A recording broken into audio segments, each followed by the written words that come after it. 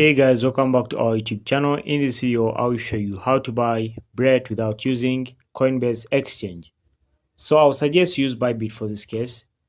Now open up your Bybit. It's also another exchange. And then when you open it up, tap on assets. Once you tap on assets, tap on easy buy. Now once you tap on easy buy, you wait for it to load up its interface. Now tap on this drop down arrow right there. And then come and search for bread.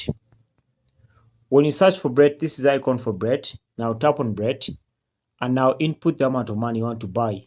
So for this case, I'll buy using 250, and as you can see, I'll be buying 250 bread, and I'll just click on buy over here.